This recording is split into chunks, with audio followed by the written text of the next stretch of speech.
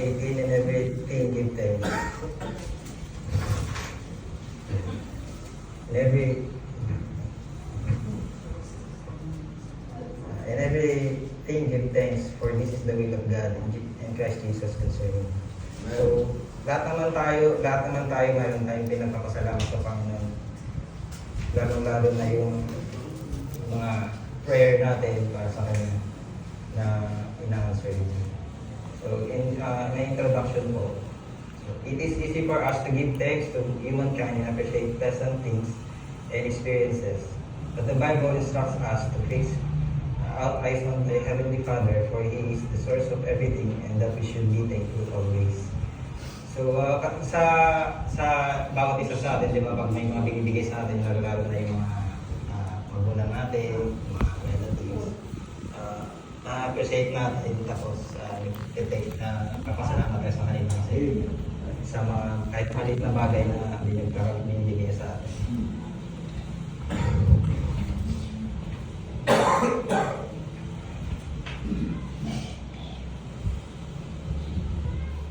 Balita kong putos lang po, hindi naman ito masyadong ang unang putos natin is, when should we give thanks unto the Lord?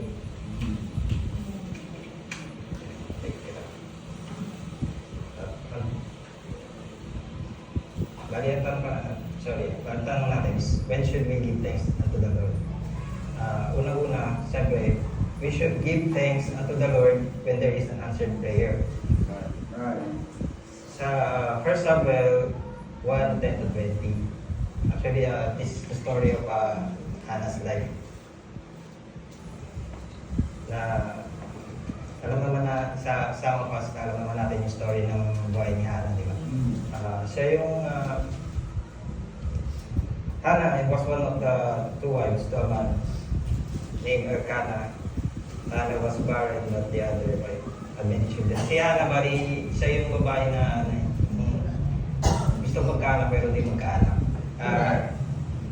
Yung niya, pinag-pray niya kay Lord na bigyan siya ng anak. And then, bali yung panalangin niya ay in-answered prayer ni God. Tapos, pinangako niya kay Lord na pag pinagkalap siya ng anak, iaalay niya yung anak niya para sa Panginoon. So, bawat isa naman sa atin, di ba, may mga prayer tayo. Hindi. Pero, kahit na siguro pag magdadasal tayo, tapos pinipray natin kay God na yung malaking bagay na pinipray natin, tapos ibibigay ng God sa atin is yung hindi naman na hindi natin na yung prayer na iniling natin, iba yung binigay ng Diyos natin. Huwag tayo sa Panginoon na bakit ganito, bakit dapat palagi pa rin tayo magpapasalamat sa Kanya kasi gano'n sa Panginoon. Siyempre siguro, dahil siguro hindi niya binigay yung prayer na hinihiling mo is mayroon pa siyang ibang plano para sa iyo. Amen. Kung ano man yung binigay ng Panginoon sa iyo is always be thankful.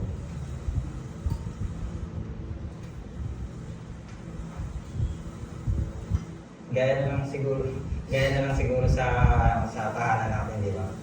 Pagka, halimbawa, sa pagkain, kung ano man yung iabag sa atin sa pagkainan, kung hindi naman masarap yung ulam, dapat papasalamat pa rin natin sa Panginoon kasi binibigyan pa rin na tayo ng makakain sa lamesa natin.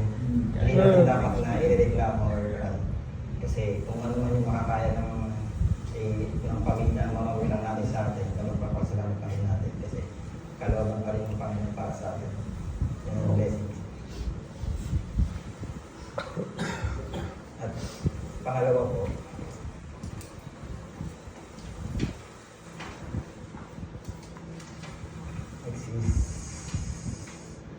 well, we should give thanks unto the Lord. Pangalawa, we should give thanks unto the Lord even in our darkest season of life. Bali, sa verse na Job 27, verse 3-4. Alam naman natin kung ano yung buhay ni Job, diba? Sa wakas na nakakabasa. marami talagang pinagdaanan si Job sa buhay niya. Kahit na anong pain na nadanas niya, mga pagsubok na nakapatuloy pa rin siya nagpupuri sa pagpapasalamat. Gaya na lang po ng buhay natin. Halimbawa, sa buhay natin, meron tayong pamilya na nawala sa atin. Siguro sabihin natin yung pinaka-darkest na natin sa buhay natin.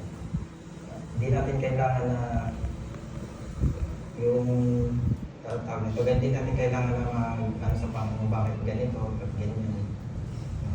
Sa dami-dami ng tao, ba't ako pa yung bibigyan na ganito pagsubok. Dapat pagpapasalamat pa rin natin na kahit anumang pagsubok na ibinigay sa atin ng Panginoon.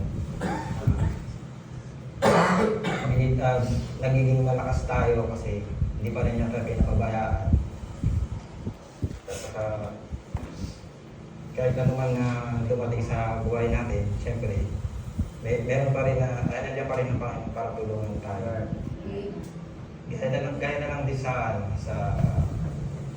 buhay ko dati, yung matayan ako ng kapatid dati, yung pangakipuin ako. Nung nawala yung kapatid ko kasi parang mabigat sa akin sa loob ko.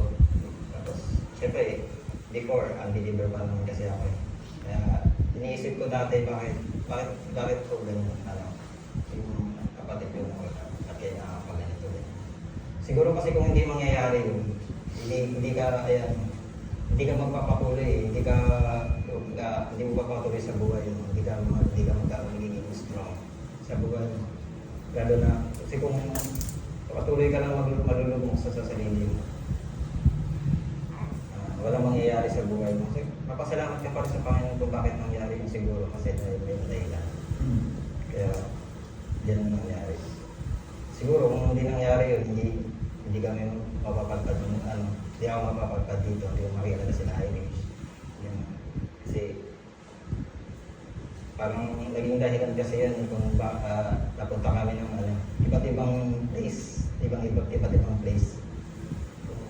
Dati, kasi taga-Taguig kami dati, bali yung nangyari yun na lumipat kami ng bahay, punta kami na Maynila, pumunta kami sa ibang lugar. Siguro kung di mangyayari yun, hindi ko makikilala si Alice, hindi ko makikilala ang Diyos. Kaya lubos tayo nagpapasalamat dapat sa Panginoon kasi dahil siguro yun yung way niya, tamang way para mapunta sa landas niya, papunta sa Panginoon.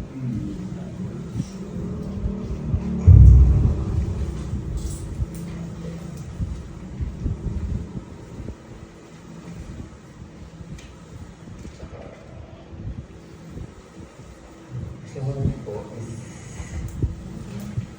sensya na kayo kasi hindi naman ako kinakabahan, inaano lang ako. Masyadong taginig eh. Sana kasi seryoso. Para mawala agad kung na siya. Tayo kasi siyempre, kahit siguro pagtatayo ko talaga dito sa harap talagang nakubahan kayo. Pero thank God pa rin kasi binigyan ka pa rin ng pagkakataon. So, pagpatuloy lang, sabi nga sa gawain ng Panginoon. So, masalamat pa rin sa Panginoon kasi bigyan niya ako ng salita dito.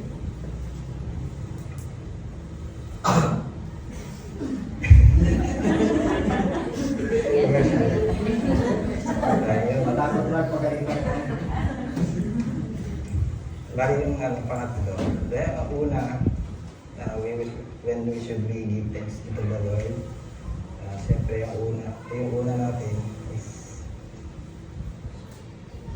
should give thanks unto the Lord when there's an answered prayer. So pangalawa, we should give thanks unto the Lord even the darkest season of our life. Bali yung pangatlo, when we should give thanks unto the Lord, we should give thanks unto the Lord for the gift of salvation. Yun.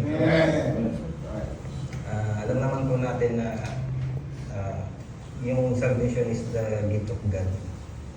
Sabi sa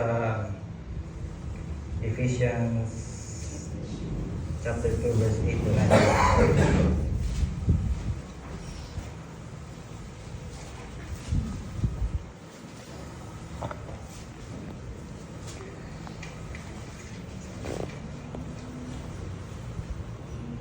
For by grace are saved through faith, and not of yourselves. It is the gift of God. Amen. Not of works, lest that any man should boast. Alam naman natin na yung may pinakamahalagang bagay na na-receive natin sa Panginoon is yung salvation. So,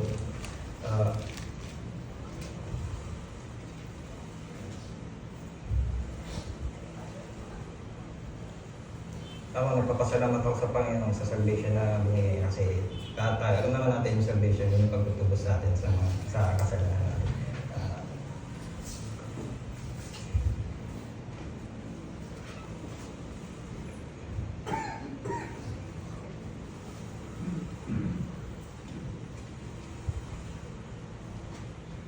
Hindi dahil siguro sa salvation, hindi natin malalaman yung tama sa ginagawa natin. Kasi dati tayo ang believer. So, dati, ang alam lang natin is yung kung ano yung nakikita natin mali, yun yung nagiging tama sa mata natin.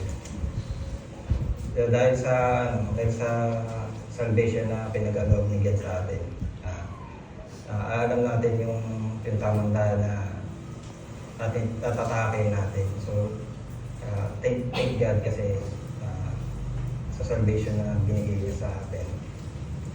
Saka, basahin po natin yung sa Romans 6:23.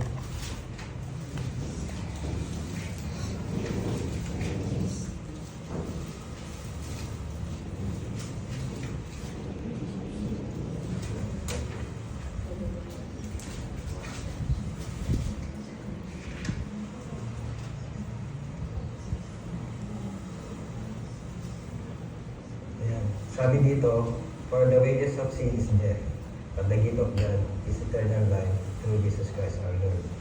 So dahil sa salvation, napapasalamat tayo kasi binigyan niya tayo, pag namatay tayo sa langit tayo pupunta, binigyan niya tayo ng walang hanggang buhay. Tapos sa John 14:6.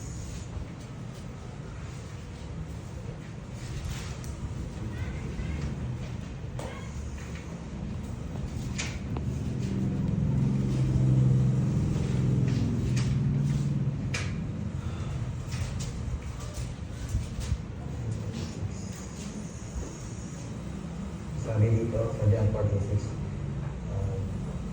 I am the way, the truth, and the life. No man cometh unto the Father but by me. So yun nga, dahil sa save na tayo lahat, nagpapasalamat tayo sa Panginoon kasi nakilala natin siya sa the way, the truth, yung katotohanan na nalaman natin yung katotohanan. Bali kung hindi kasi natin alam yung katotohanan, ano na lang yung magiging buhay natin. Makikita naman natin yung mga ibang unbeliever, di ba? Sa yung mga tambay, mga ganyan. Nakikita natin sila, hindi kasi nila alam yung ginagawa nila. Dahil nga sa una pa sila sa kaalaman nila. So, kaya nagpapasalamat tayo sa Panginoon kasi nagkaroon tayo ng knowledge about sa God.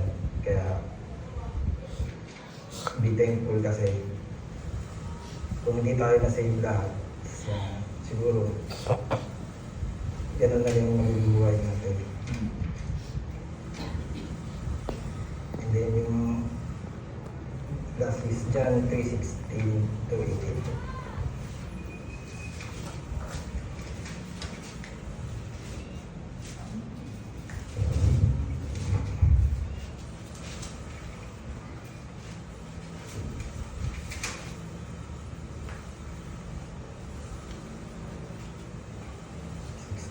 Sabi dito is, for God so loved the world that He gave His only begotten Son, that whosoever believeth in Him should not perish but have everlasting life. For God sent not His Son into the world to condemn the world, but that the world through Him might be saved. He that believeth on Him is not condemned, but he that believeth not is condemned already, because he hath not believed in the name of the only begotten Son. Bali, papasalamat tayo sa Panginoon sa pagmamahal na sa atin. Kasi dahil Ah, wala na ako ng ano eh. Hindi. Kaya, Mapasalamat tayo kasi siyempre, yun nga, salvation. Kundi dahil sa Panginoon. Kasi meron kasi sa isip ko, meron, hindi ko masyadong maialamulit masyado. Pag-liwanag. Ang masasabi ko lang is, palagi tayo magpapasalamat sa Panginoon sa gift of salvation niya. Palagi. Huwag natin kakalimutan lagi yun. Kasi yun yung magiging ano natin para pagpunta natin sa langit, siyempre alam natin sa langit tayo lang mapupunta. At hindi sa yun lang. Bali yung conclusion natin is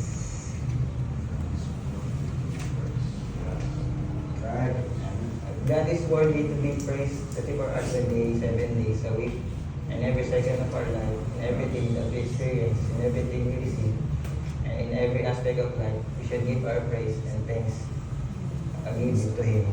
Amen. Huwag po tayo magsawa na magpasalamat sa Panginoon kahit na marami tayong problema, pagsulong.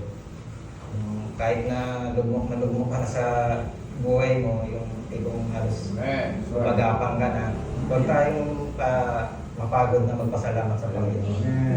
Kasi alam naman natin na sigad lang naman yung nag-iisang makakatulong sa atin. Wala namang iba. So, patuloy lang tayong mag-pray kasi alam naman natin na God will answer all our prayers naman. So, kahit ano man yung mga pagsubok natin, pasalamat tayo dahil yun din yung nagiging ano sa atin, yung nagiging dahilan kung bakit kailangan tayo magpatuloy sa pananampalataya, magpupuri sa Kanya.